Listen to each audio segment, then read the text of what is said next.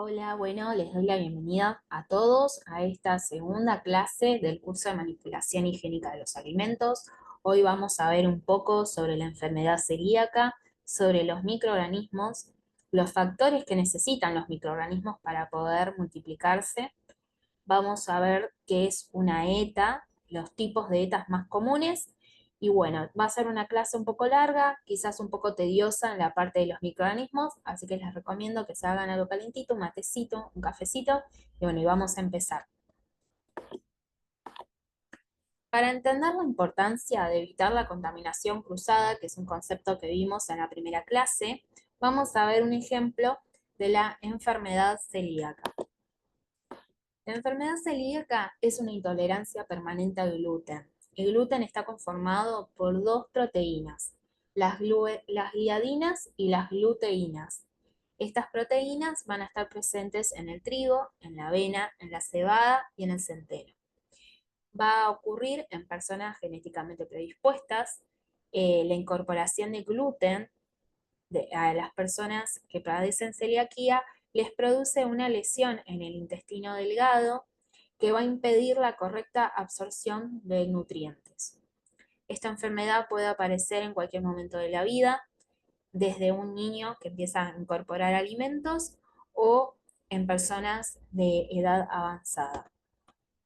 Acá podemos ver en la imagen de la izquierda una especie de picos. Esos picos se llaman microvellosidades, que en el intestino son las encargadas de absorber los nutrientes.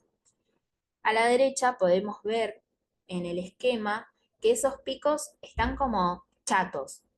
Bueno, esta sería como la lesión que ocurre en el intestino de las personas que padecen celiaquía, que no les permite absorber bien los nutrientes. Cuando nosotros consumimos alimentos, desde la boca hasta el intestino hay todos diferentes procesos que el objetivo es hacer del alimento sustancias más simples para que cuando lleguen al intestino poder absorberlas, absorber esos nutrientes. ¿Qué síntomas van a tener las personas, van a presentar las personas que tienen celiaquía? Bueno, pérdida del apetito, pérdida de peso, diarrea, distensión abdominal, anemia, retraso en el crecimiento y hasta abortos espontáneos. Estos síntomas no van a ser para todos iguales, van a variar según la persona y puede haber personas que sean asintomáticos. ¿Cómo se diagnostica? Bueno, en primera instancia se buscan anticuerpos en la sangre, ya que el cuerpo va a reconocer a estas proteínas como algo que no debería de estar ahí, entonces libera anticuerpos en la sangre. Entonces, nos van a mandar a hacer un análisis de sangre, van a buscar estos anticuerpos específicos y si están, nos van a mandar a hacer una biopsia intestinal. Que encuentren estos anticuerpos no significa que nosotros tengamos celiaquía, pero sí puede servir para descartar la enfermedad. Es decir, si yo voy, me hacen el análisis de sangre y no encuentran estos anticuerpos en mi sangre, no tengo celiaquía. Ahora, si las encuentran, puede ser que sí tenga, por lo que me van a mandar a hacer una biopsia intestinal. En la biopsia intestinal van a tomar una muestra del intestino y van a ver bajo microscopio estas microvellosidades. En la derecha, en la parte inferior, vemos como un corte histológico estos picos que estábamos viendo en la filmina anterior como esquema, que ven que son como picos o hasta pareciesen tentáculos. Estos son los que van a absorber los nutrientes y así se ven en una persona que no sufre celiaquía. Los de abajo ven que no están, están como aplastados. Así se ven en una persona celíaca.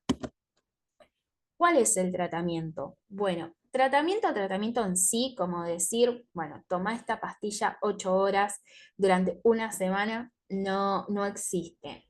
El mejor tratamiento es realizar una dieta estricta, sin gluten, durante toda la vida. Se ha demostrado que si una persona sigue esta dieta, los síntomas mejoran. Entonces, vamos a eliminar todo alimento que contenga o se presuma que contenga trigo, avena, cebada y centeno y sus derivados. Eliminar productos contaminados con estos cereales y realizar la dieta correctamente para que se repare la lesión intestinal y eliminar los síntomas. Los alimentos libres de gluten están en el Código Alimentario Argentino reglamentados en el capítulo 17, en los artículos 1383 y 1383 bis. El Código Alimentario Argentino dice que los alimentos que son libres de gluten deben de llevar un logo. Este logo es por ley el que tiene a su izquierda que dice sin TAC. Hubo una modificación en el Código Alimentario Argentino en diciembre del 2023, donde se cambió este logo por el que tienen a su derecha, que dice sin gluten. Tienen hasta el 2026 las empresas y los que realizan estos alimentos libres sin gluten para cambiarlos. El logo debe estar acompañado con una leyenda que diga libre de gluten. ¿Cómo podemos evitar la contaminación cruzada? La contaminación cruzada por gluten se va a producir cuando un producto, alimento, utensilio o superficie con gluten entra en contacto, aunque sea mínimamente, con un producto, alimento, utensilio o superficie sin gluten o que va a ser utilizado por un celíaco. Hay personas celíacas que con muy poquito que esté, digamos, contaminado el producto, con muy pocas concentraciones de gluten, pueden tener una reacción. Entonces, ¿cuáles son las recomendaciones? Bueno, la primera recomendación, lavarse las manos antes de manipular alimentos sin gluten. Separar y rotular en recipientes herméticos los alimentos libres de gluten dentro de la heladera.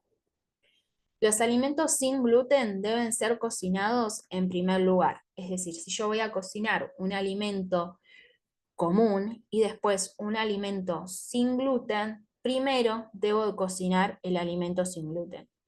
¿Por qué? Porque puede pasar que yo esté utilizando una sartén, la lave y la lave deficientemente y puede seguir contaminado. Ahora vamos a ver que también se recomienda la utilización de utensilios específicos para elaborar alimentos sin gluten. En la alacena hay que almacenar separadamente los alimentos libres de gluten de los que no lo son. Procesadoras y licuadoras deben ser de uso exclusivo para alimentos libres de gluten. Sobre todo, ¿por qué? Porque las licuadoras, las procesadoras, tienen partes muy difíciles de limpiar. Entonces pueden haber acumulación de alimentos y esa acumulación contaminar los alimentos libres de gluten. Recordemos que no puede tener contacto y hasta muy poquito de contaminación puede hacer que la persona que padece celiaquía tenga una reacción. Entonces es muy importante prestar especial atención cuando preparamos alimentos libres de gluten a la contaminación cruzada. Igual que la cocción, hay que hornear por separado alimentos con gluten de los libres de gluten, tostar el pan sobre un papel aluminio, destinar rejillas, repasadores y esponjas exclusivas para el lavado de utensilios para realizar alimentos libres de gluten. También tenemos que utilizar utensilios identificados correctamente, es decir, para no confundirnos después en la realización de los alimentos, uniforme de trabajo y pan de manteca exclusivos para alimentos libres de gluten, y cocinar los alimentos libres de gluten tapados en el microondas. Bueno, hay diferentes intolerancias, además de la celiaquía. Porque como vimos, en el análisis de sangre te puede dar que tenés los anticuerpos, pero después por ahí te haces la biopsia y está todo bien. ¿Por qué? Porque existen otras cosas. Está la celiaquía propiamente dicha y después tenemos intolerancias al gluten, como una alergia al gluten, intolerancia al trigo, intolerancia a la lactosa, como por ejemplo alergia a la proteína de la leche, alergia a pescados, mariscos, frutos secos y huevo. Bueno, ahora vamos a comenzar con las ETAs. ¿Qué es una ETA? Una ETA es una enfermedad transmitida por los alimentos. ¿Cómo se transmiten estas enfermedades? Bueno, por los microorganismos. Los microorganismos son seres o formas de vida microscópicas que están constituidas principalmente por bacterias, hongos y levaduras, parásitos y virus. Los microorganismos en los alimentos vamos a tener diferentes tipos. Microorganismos de uso industrial, de alteración o patógenos. Los microorganismos que se utilizan en la industria son microorganismos que se ponen en el producto de manera intencional para poder alcanzar un objetivo industrial. Un ejemplo muy conocido, aparte de estos dos ejemplos que nos ponen en la filmina, es el Roquefort. El queso Roquefort utiliza un hongo que se llama Penicillium roqueforti y es usado a propósito para poder obtener este producto. Otro ejemplo es la levadura, que se utiliza para hacer panes, pizzas. Nosotros los ponemos intencionalmente en una concentración conocida para poder obtener estos productos. Entonces, de uso industrial, la biotecnología alimentaria utiliza ampliamente los microorganismos que intervienen en diferentes etapas de la producción del alimento. Son esenciales para la producción de muchos alimentos, como por ejemplo el vino, la cerveza, panificados, productos lácteos, entre otros. Después tenemos microorganismos de alteración. Los microorganismos alterantes modifican la apariencia del alimento, provocando malos olores, sabores o cambiando el color del mismo, por formación de gas, coagulación, putrefacción, etc. Estos microorganismos van a alterar las características organolépticas del alimento. Las características organolépticas son todas aquellas características que nosotros podemos percibir con nuestros sentidos. Es decir, vemos, por ejemplo, el queso, que está acá en los ejemplos, vemos hongos. Eso lo percibimos con nuestra vista. O por ejemplo, si nosotros vamos a tomar un vaso de leche y está cortada, por ahí a simple vista no lo vemos, pero cuando lo tomamos sentimos ese sabor y decimos, no, esta leche está pasada.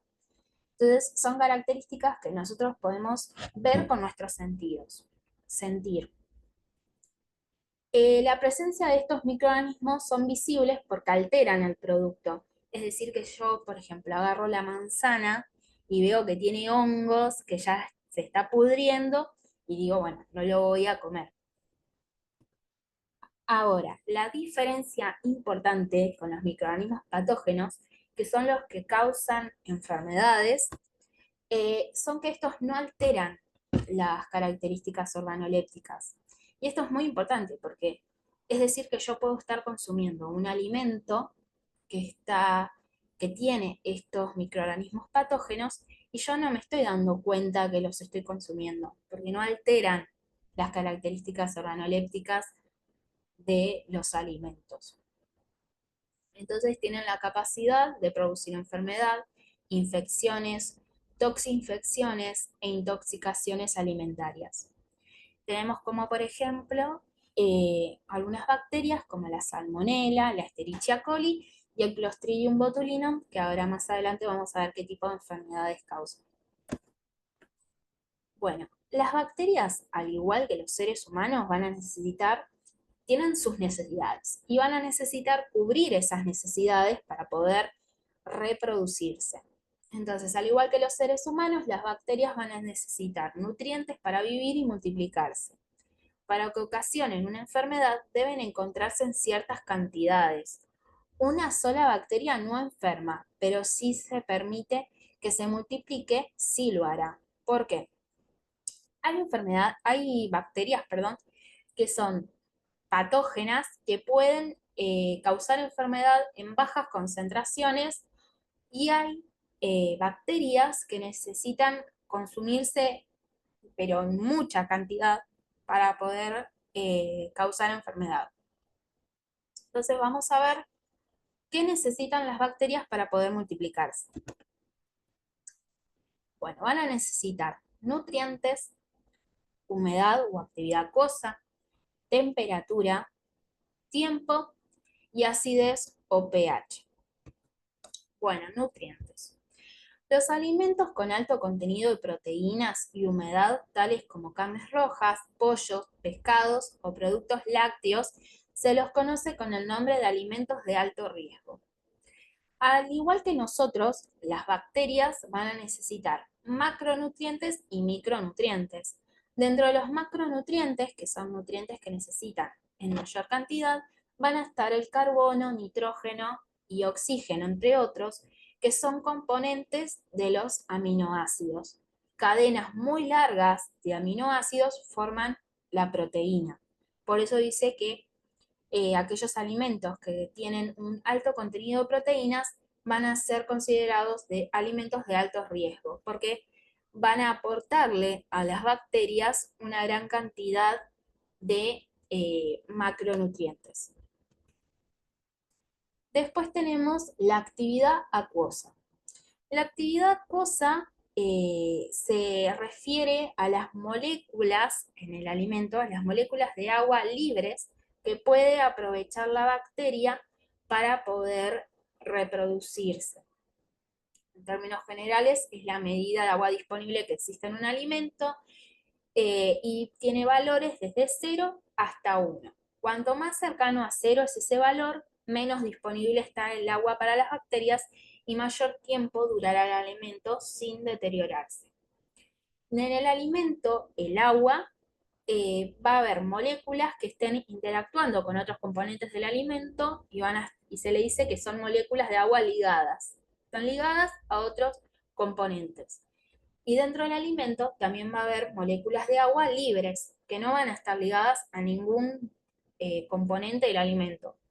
Entonces las bacterias pueden aprovechar esas moléculas libres para poder hacer su ciclo de vida y reproducirse. Entonces, dijimos que los alimentos que tienen una actividad acuosa más cercana a 0 van a ser alimentos menos perecederos. Y un ejemplo son los fideos, el arroz, y actividad acuosa más cercano a 1, alimentos más perecederos, es decir, que tienen más agua disponible, como por ejemplo las frutas, carnes, verduras, etc. Un factor muy importante es la temperatura. La temperatura óptima, se le llama temperatura óptima, a una temperatura en que la velocidad de reproducción de las bacterias es máxima. Es decir, que, por ejemplo, en promedio es a 37 grados. Entonces, a 37 grados las bacterias van a reproducirse con mayor velocidad. ¿Significa que a temperaturas menores o mayores no se reproducen? No. Significa que se van a reproducir a menor velocidad. Si, por ejemplo, a 37 grados, un ejemplo ficticio, ¿no? Se reproducen dando 2 bacterias por segundo, un ejemplo. Bueno, a 35, una bacteria por segundo. Es decir, se reproducen más despacio, pero a 37 grados es óptimo, es lo mejor de lo mejor para poder dar una velocidad de reproducción máxima.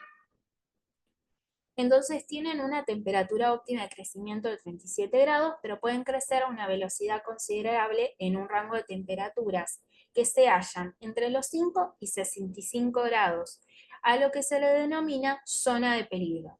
Este rango de temperaturas es lo que se denomina zona de peligro. Por arriba de los 65 grados, las bacterias van a morir. Por abajo de 5 grados, las bacterias no mueren.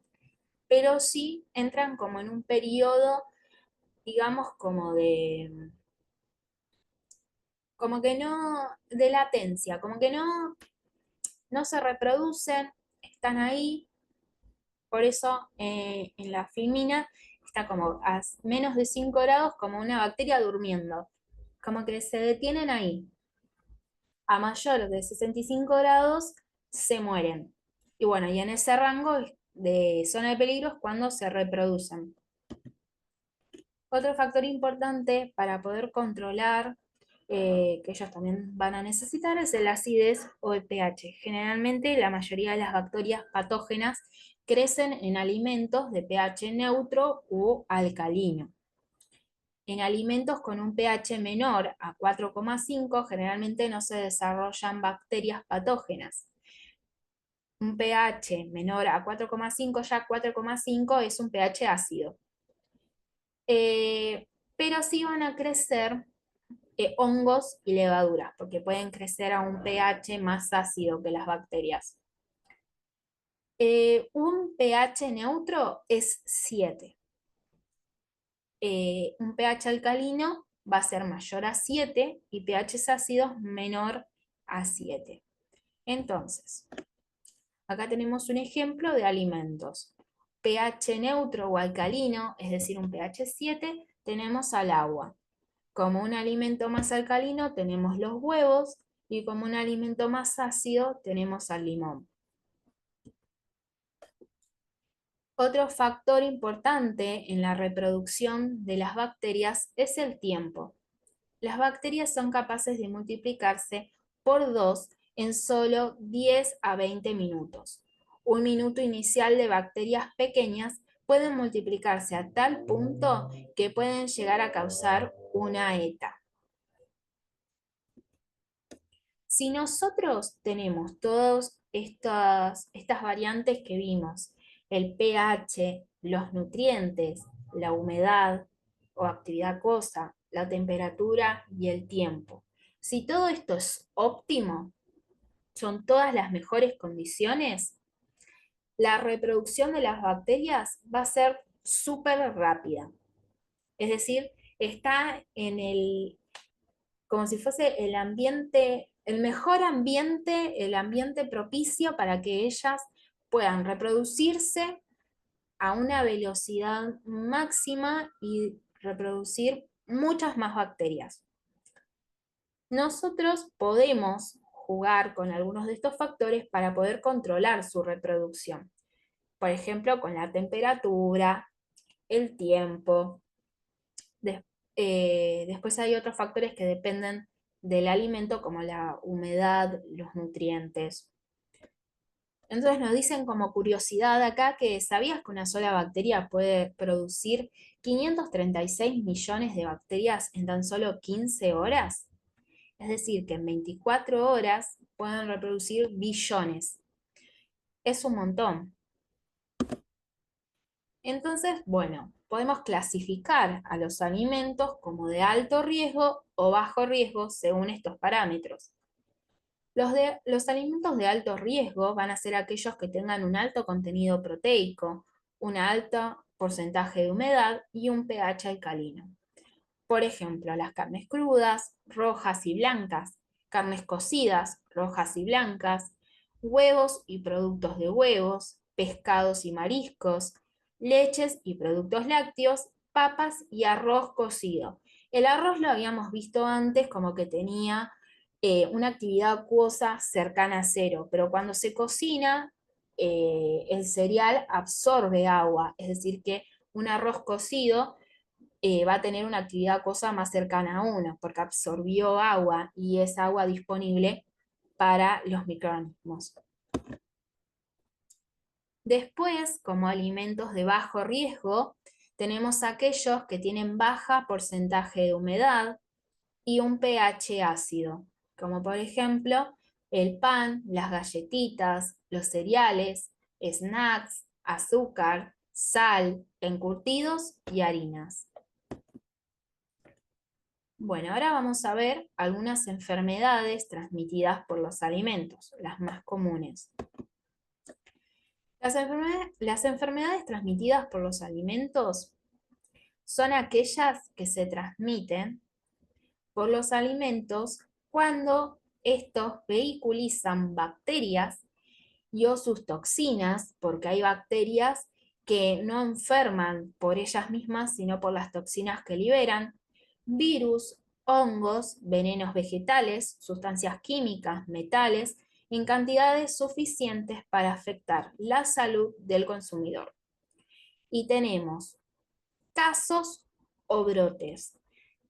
Casos van a ser cuando tenemos una persona que se enferma, que padece una beta, y un brote más de una, dos o más. Entonces vamos a tener a la vez diferentes tipos de brotes.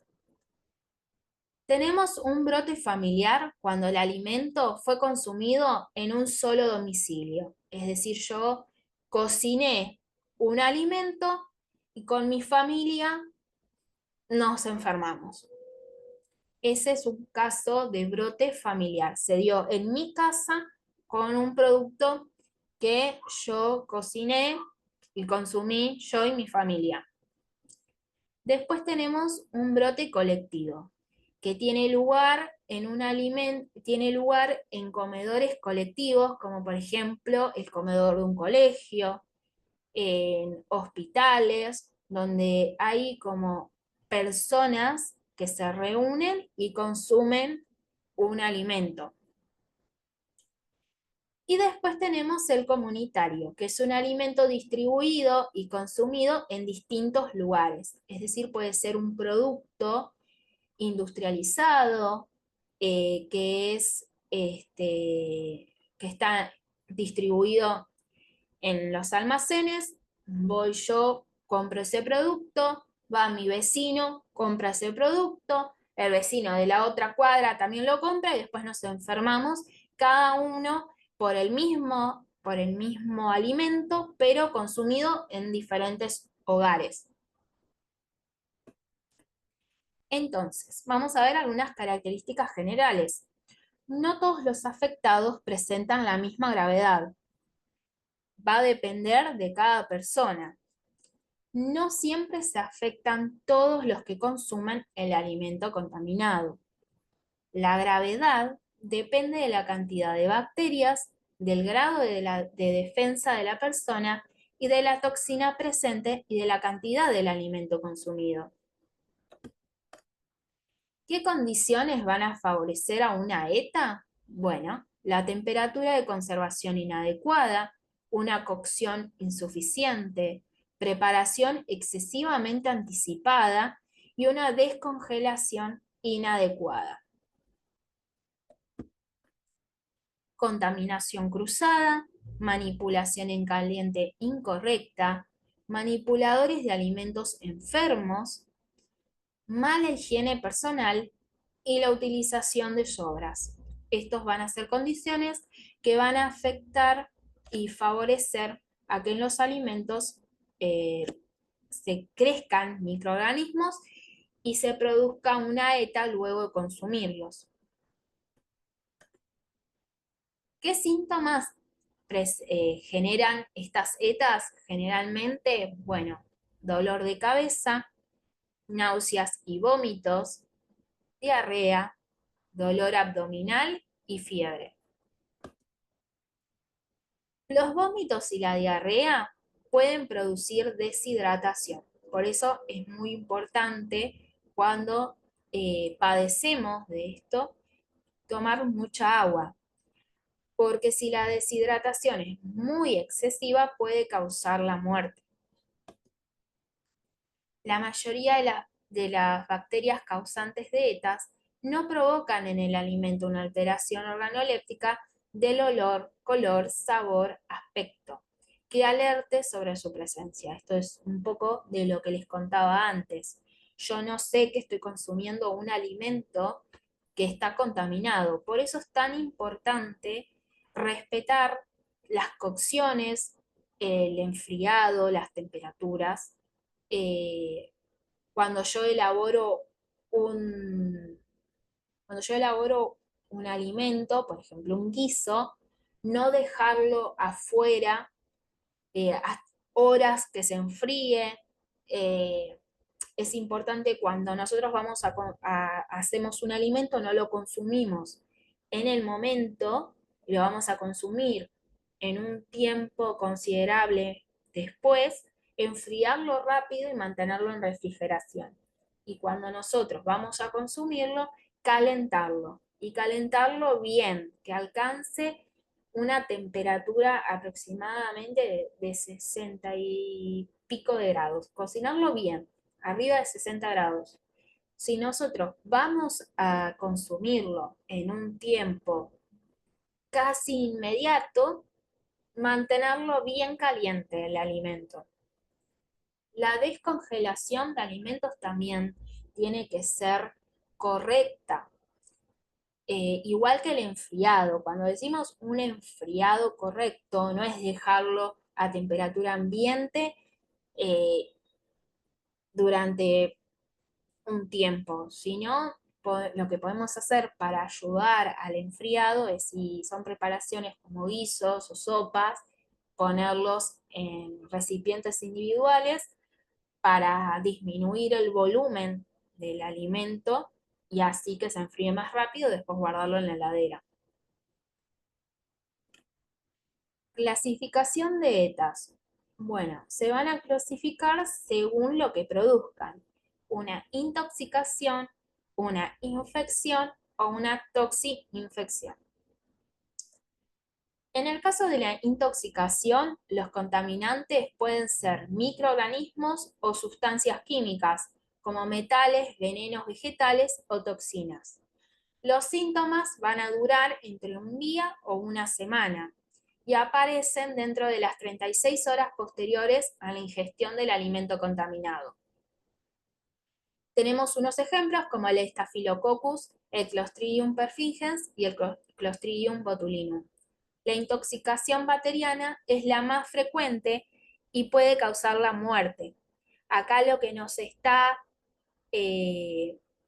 enfermando en la intoxicación son las toxinas que libera el microorganismo, además de las sustancias que pueden ser, los microorganismos liberan toxinas en el alimento, nosotros ingerimos las toxinas y son las toxinas las que provocan la enfermedad.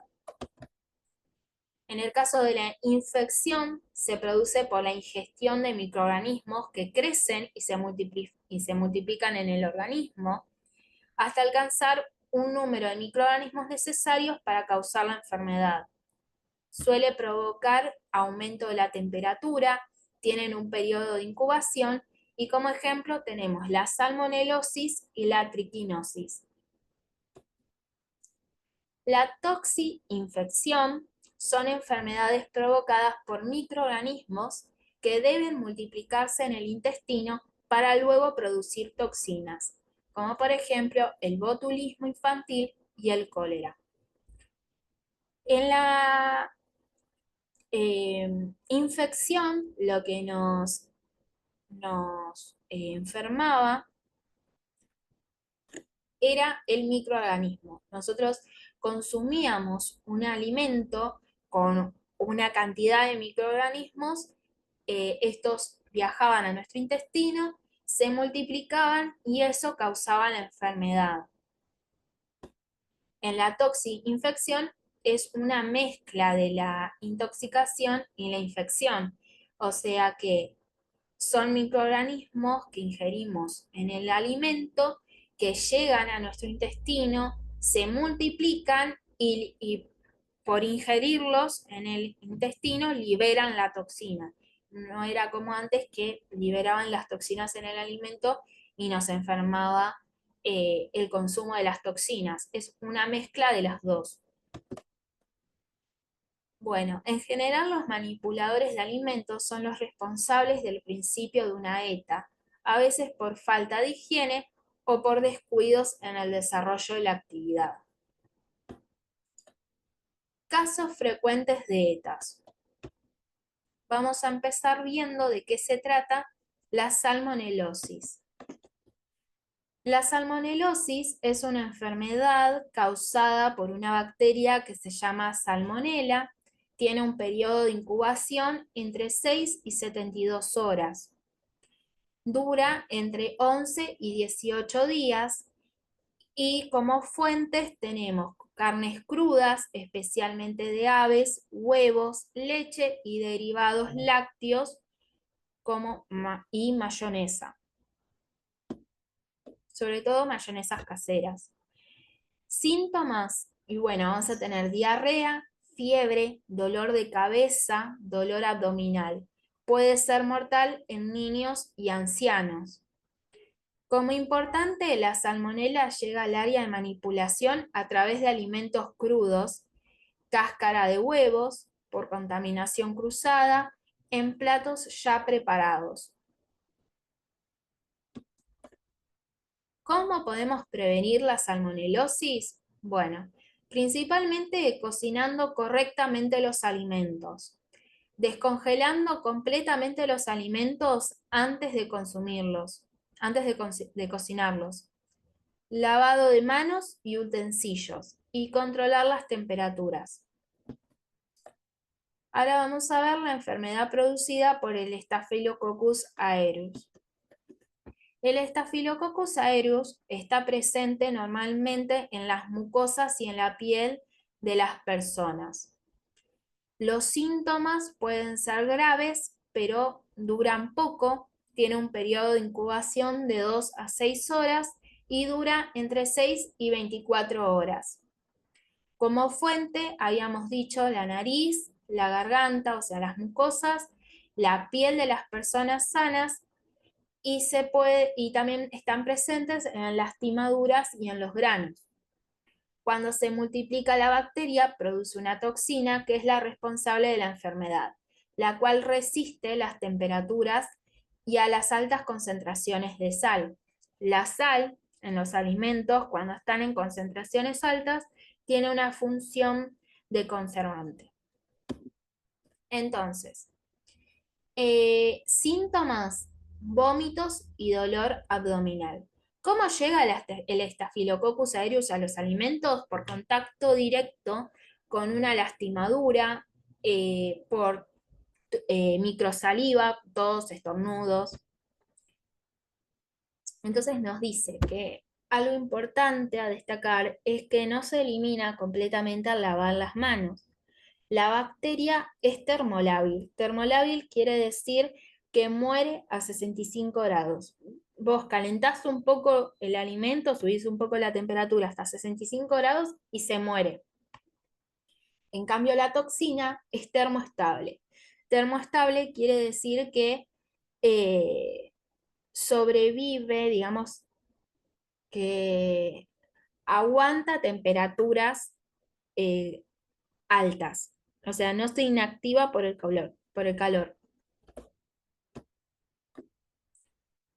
¿Cómo llega el alimento? Bueno, ya habíamos dicho, llega por estornudos, tos, heridas y vendajes o granos.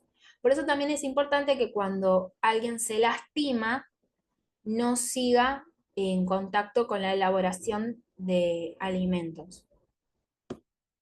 Igual que una persona enferma, hay que sacarla, no hay que preparar alimentos cuando uno está enfermo, porque puede contaminar el alimento a través de la tos, estornudos y demás. ¿Cómo se previene? Bueno, manteniendo la higiene personal, sobre todo lavado de manos, reducir contacto con el alimento, por ejemplo, utilizando pinzas, lavado de manos y utensilios. Conservar los alimentos en refrigeración. No utilizar los dedos para probar la comida durante la elaboración. Desinfectar el cubierto que se usa para probar la comida inmediatamente después de su uso. Es decir, si yo voy a probar, por ejemplo, estoy haciendo una crema y quiero probar a ver cómo está, no puedo meter el dedo.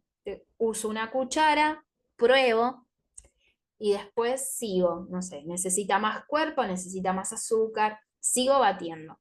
Cuando quiero probar de nuevo, no uso la misma cuchara que usé antes para probar, porque mi saliva está en esa cuchara. O uso una cuchara nueva o la limpio y la desinfecto y después lo vuelvo a usar. Muy importante el lavado de manos y utensilios y reducir el contacto con el alimento utilizando pinzas. ¿Por qué? A veces, para alimentos que están listos para consumir, por ejemplo, un sándwich, son alimentos que necesitan mucha manipulación. Agarro el pan, corto el pan, le agarro la lechuga, le pongo la lechuga, agarro el tomate y al tomate lo corté, o sea que también tiene manipulación, a la lechuga la corté, también tiene manipulación, etc. Entonces, para ese tipo de alimentos se puede utilizar guantes aptos para alimentos. Pero utilizar guantes es utilizar guantes para preparar el alimento, no utilizar guantes e irme a hacer otras cosas. Por ejemplo, tengo un carrito de comidas, hago sándwich, armo el sándwich, le cobro a la persona, sigo armando el sándwich para otra persona, agarro la plata de nuevo, a la vez agarro otras cosas. No. La utilización de guantes se puede utilizar para alimentos así listos para consumir, pero se tienen que mantener limpios. Y utilizar guantes no hace que no me tenga que lavar las manos, me tengo que lavar las manos igual. Enfermedad producida por Clostridium perfringens. Bueno, la enfermedad producida por el Clostridium perfringens es la ETA más frecuente. El periodo de incubación es entre 8 y 22 horas y dura entre 12 y 48 horas. Fuentes, intestino de animales y hombre, y también está presente en el suelo. Crece mejor sin oxígeno, por lo que se encuentra en conservas, fondos de estofados o centros de grandes masas de alimento, carnes, guisos, sobre todo de aves. El Clostridium perfringens tiene síntomas como dolor abdominal y diarrea. Muy raramente presentan en las personas vómitos. Luego de la cocción, puede crecer favorecido por las condiciones de anaerobiosis, es decir, sin oxígeno, como habíamos dicho antes, en el fondo de la olla, si es que yo cociné un guiso, o en conservas. ¿Dónde aparece? Los lugares con mayor riesgo de aparición de un brote por Clostridium perfringens son los establecimientos elaboradores donde se preparan grandes cantidades de comida con mucha anticipación.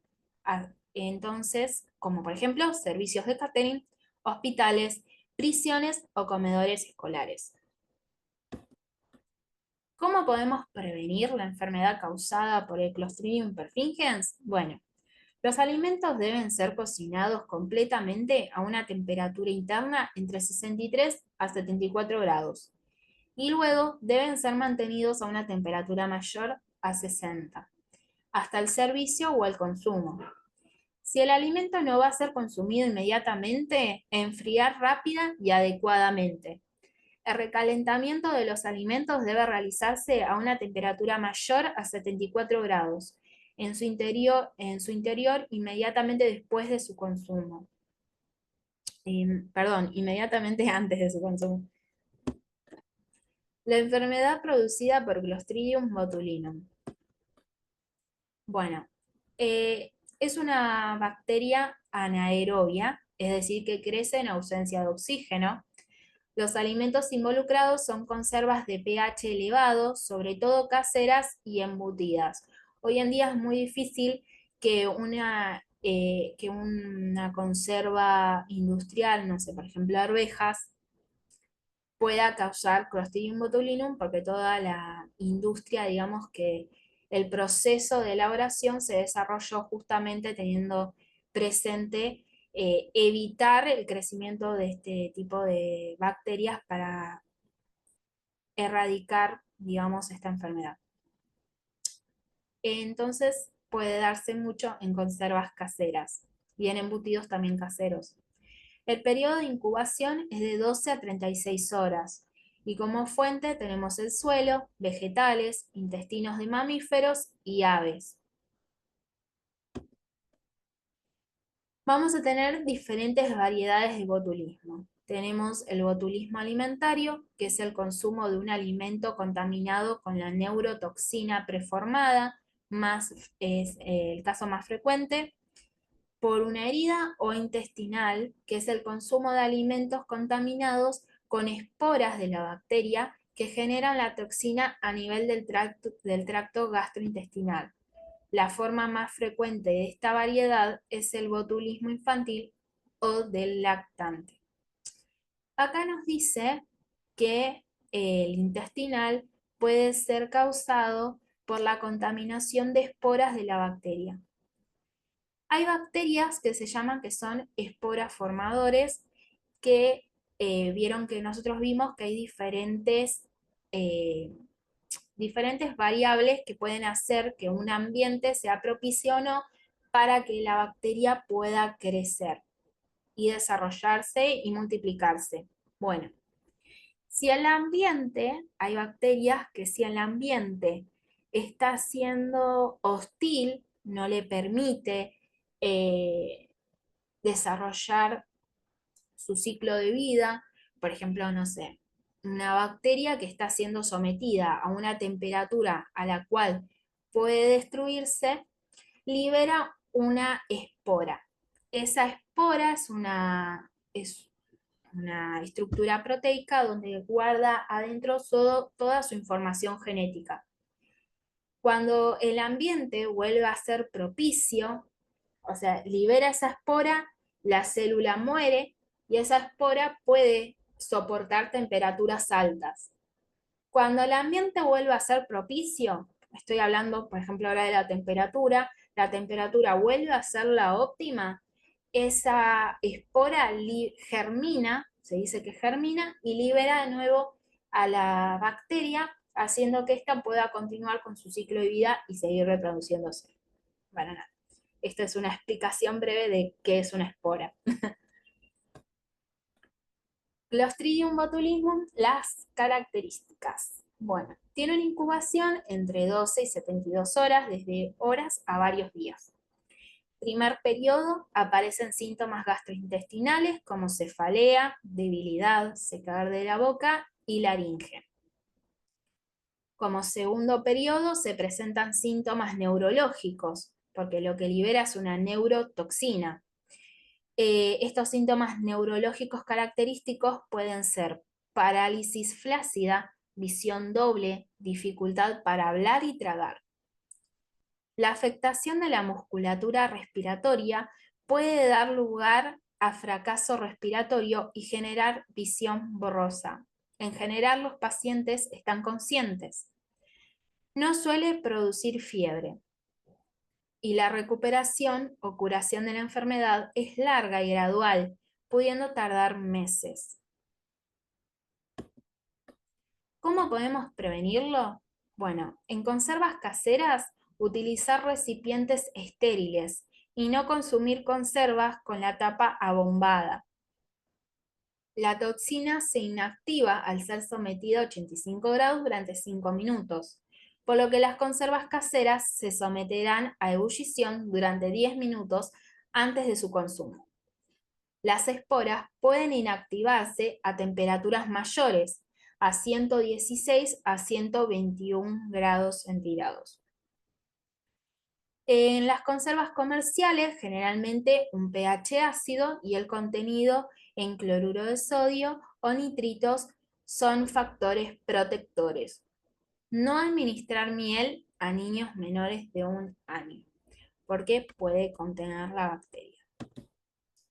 Vamos a ver algunas recomendaciones si queremos elaborar conservas caseras, a ver cómo podemos hacer para que sean seguras. La primera recomendación tiene que ver con esterilizar utensilios básicos, frascos, coladores, embudos, en agua hirviendo durante 15 minutos y luego escurrir boca abajo en caso de los frascos, sujetándolos sin tocar el interior de los mismos y rociar las tapas con alcohol al 70 y dejar secar. Esterilizar quiere decir que no va a haber microorganismos. No hay microorganismos en el interior ni en los utensilios. Y me dice que yo no los tengo que agarrar con el dedo adentro. ¿Por qué? Porque en mis manos yo tengo bacterias. Y justamente este proceso es para liberar el frasco de todo tipo de bacterias. Y si yo meto mi mano adentro, estoy contaminando el frasco. Lavar muy bien verduras y frutas. Elimina tierra, es decir, que disminuye la carga microbiana, porque la mayoría de los microorganismos habíamos dicho que se encontraba en la tierra. También se puede desinfectar frutas y verduras con lavandina. Hay lavandinas aptas para la desinfección de frutas y verduras que en el rotulado, en la etiqueta, te dice cómo preparar la disolución para poder desinfectar frutas y verduras. Pero tiene que ser apta, tiene que decir que se puede utilizar en vegetales y en frutas, en comida. Envases para alimentos. Para el envasado deben utilizar únicamente envases aprobados para el uso alimentario. Es recomendable usar envases de vidrio nuevos, habilitados para tal fin o provenientes de conservas industriales de alimentos. Se recomienda utilizar tapas nuevas. Otras recomendaciones son jamás soplar dentro del envase, por lo mismo, porque nosotros tenemos bacterias y si soplamos las estamos transmitiendo adentro del recipiente. Al envasar hay que realizar un llenado exacto y uniforme del alimento a conservar, con el líquido usado como conservante, puede ser salmuera, vinagre, aceite. Y cuando nosotros llenamos el recipiente, el producto tiene que estar completamente tapado. No podemos poner producto y que no sé, por ejemplo, se me ocurre el ejemplo de las zanahorias, que es la de la imagen. No podemos llenar y que una parte de una zanahoria sobresalga del nivel del líquido. No, tiene que estar completamente eh, tapado. No puede haber producto sobre el nivel del líquido que vamos a usar como conservante. Una vez lleno, cerrar el frasco esterilizado y es necesario someterlo a calor en olla, a presión o baño María. Tras esterilizar los frascos, los productos se deben etiquetar, indicando contenido, peso, fecha de envasado y el líquido conservante en su caso. Se puede tratar a baño María durante 1 o 2 horas desde que el agua empieza a hervir, dependiendo del tamaño del frasco, en productos que sean ácidos, pH menores a 4,5, como tomates, naranjas, ciruela e incluso pimientos si se lo acidifica con ácido cítrico. Productos como legumbres, porotos, coliflor, puerros, arvejas, alcauciles, champiñón se deben de tratar en autoclave o olla a presión, a mayor de 100 grados. Bajo presión, la temperatura va a llegar fácilmente a 120 grados, con lo que el tiempo del tratamiento puede ser sensiblemente menor, de 20 a 60 minutos desde que empieza a salir vapor. La esterilización bajo presión es preferible siempre, incluso en productos ácidos, ya que aporta mayores garantías. Prevención para el consumidor. Las conservas caseras, no consumirlas con la tapa abombada, porque si está la tapa abombada quiere decir que hubo una proliferación de bacterias. La toxina se inactiva al ser sometida a 85 grados durante 5 minutos, por lo que las conservas caseras deberían someterse a ebullición durante 10 minutos antes de su consumo.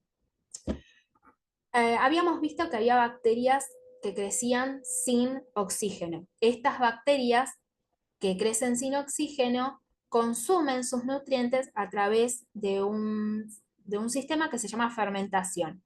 Con la fermentación liberan gases, que a veces es lo que vemos que hincha algunos productos. Ahora vamos a ver el cólera.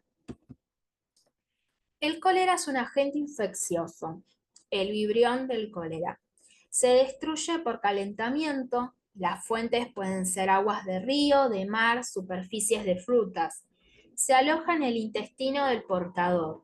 Periodo de incubación desde horas hasta 5 días. Y por ley hay que notificar, es de notificación inmediata cuando una persona es diagnosticada con cólera.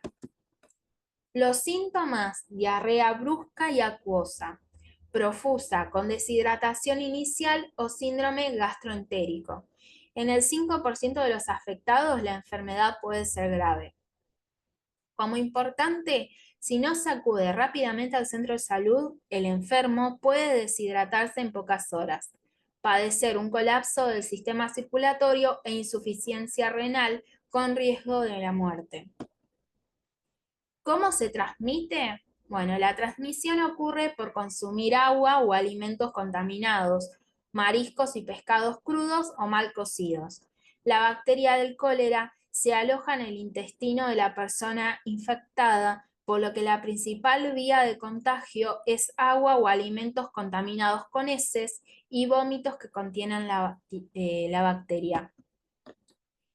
Esta enfermedad ocurre cuando se consume agua no segura, agua no potabilizada. Ahora vamos a ver algunos métodos para potabilizar el agua, que puede estar contaminada con heces infectadas. Se ingieren alimentos en contacto con agua contaminada, heces, manos sucias o incluso moscas. La enfermedad suele diseminarse más rápidamente en áreas donde no se cuenta con agua potable, accesible o carece de red de cloacas. Entonces, ¿cómo podemos prevenirlo? Utilizando agua segura. Potable. Se puede potabilizar con 2 gotas de lavandina por litro o hirviendo el agua por de 3 a 5 minutos. En un correcto lavado de manos e higiene de los alimentos, correcta manipulación de los alimentos, evitar contaminación cruzada, eliminación de excretas y cuidado del medio ambiente. Ahora vamos a ver triquinosis. La triquinosis es causada por un parásito que se llama Trichinella spiralis y afecta a los cerdos principalmente. Se transmite por la ingestión de carne contaminada con la larva, cruda, mal cocida o mal procesada, en el caso de embutidos, chacinados o salazones. Y el reservorio y vector son los roedores, es decir, que se contagia a través de los roedores. Los síntomas, bueno, la larva van a estar enquistadas en el tejido muscular del animal ingerido, por ejemplo el cerdo, y se liberan en el estómago del hombre. Migran hacia el intestino donde maduran y copulan. Las nuevas larvas van a pasar a las arterias y a través de la circulación general van a llegar a los músculos donde quedan enquistadas. Luego de 10 días del consumido el alimento, puede iniciarse una fase intestinal con náuseas, anorexia, vómitos, cólicos y diarreas, o con signos musculares, edema de párpados, fiebre, dolor de cabeza. La enfermedad transmitida por Bacillus cereus. El Bacillus cereus es un microorganismo formador de esporas y productor de 2 toxinas. Una toxina emética que se produce en el alimento, que es termoestable, y una toxina diarreica que se produce en el alimento o en el intestino y es termolábil. Como fuentes tenemos el suelo y la vegetación, en forma de esporas que sobreviven a la cocción. Principales alimentos implicados tenemos el arroz, las pastas, las legumbres, también carnes y leche. La forma emética tiene un periodo de incubación de 1 a 5 horas, causa vómitos y náuseas, y se puede deber por consumo de arroz contaminado, por ejemplo, puré de papas y legumbres. La forma diarreica tiene un periodo de incubación de 8 a 16 horas, causa diarrea y dolor abdominal. Los principales alimentos son carnes y derivados de pollos, sopas deshidratadas, especias, cereales y harinas. ¿Cuándo ocurre? La intoxicación alimentaria por Bacillus cereus puede ocurrir cuando los alimentos son preparados y mantenidos sin la adecuada refrigeración durante varias horas, alrededor de 4 horas, antes de ser servidos. ¿Cómo podemos prevenirlo? Bueno, evitar realizar preparaciones con anticipación, almacenarlo a bajas temperaturas para evitar el desarrollo bacteriano, calentar los alimentos a altas temperaturas para inhibir la toxina. Las esporas pueden resistir de 5 a 10 minutos a 100 grados. Ahora vamos a ver el síndrome urémico hemolítico.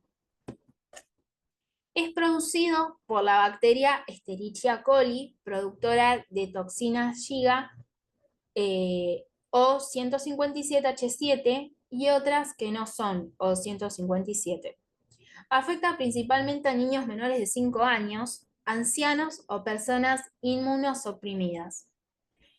Principalmente se puede dar a través del consumo en niños de carne picada. Vieron que se dice que no se le tiene que dar a niños menores de 5 años carne picada. ¿Por qué? Porque en un pedazo, en un trozo de carne, las bacterias se van a ubicar en la superficie. Imaginémonos un pedazo de carne de un grosor considerable. En las superficies exteriores van a estar las bacterias. Por ejemplo, la Escherichia coli va a estar en la superficie. En el interior no va a estar presente. Entonces, cuando yo agarro ese trozo de carne y lo pico, se va a homogenizar. Entonces, ya no va a haber una parte exterior y una parte interior. Se va a picar, se va a mezclar, entonces los microorganismos que antes estaban en la superficie, que yo podía matarlos cocinando, no sé, en la plancha, ahora va a estar en todo la superficie, tanto en el interior como en el exterior, por ejemplo, de una hamburguesa. Por eso se dice que no se tiene que dar a niños menores de 5 años, son muy susceptibles a esta enfermedad, y aparte que no podemos controlar bien la cocción en el centro de la hamburguesa, digo hamburguesa como un ejemplo de utilización de carne picada, entonces puede ser peligroso. Se manifiesta en primera instancia por una diarrea leve acuosa y luego con sangre, que puede complicarse y desarrollar insuficiencia renal aguda en niños, que es el síndrome urémico hemolítico, y trastornos de la coagulación en adultos, que es la púrpura trombocitopenia trombótica. Y es de notificación obligatoria también. Los síntomas del síndrome urémico hemolítico son diarrea, dolor abdominal, vómitos, luego diarrea con sangre y deficiencia renal, anemia y anuria. Anuria es cuando no hay, no hay orina, no se puede excretar orina porque no hay orina. Periodo de incubación de 3 a 9 días. Alimentos involucrados: carnes picadas sin cocción completa, leche sin pasteurizar, vegetales crudos y agua contaminada. La fuente de Escherichia coli es el intestino de los animales bovinos sanos y otros animales de granja. ¿Cómo podemos prevenirlo? Bueno, lavándose siempre las manos muy bien con agua y jabón. Lavar cuidadosamente las frutas y verduras antes de consumirlas, en especial si se van a comer crudas.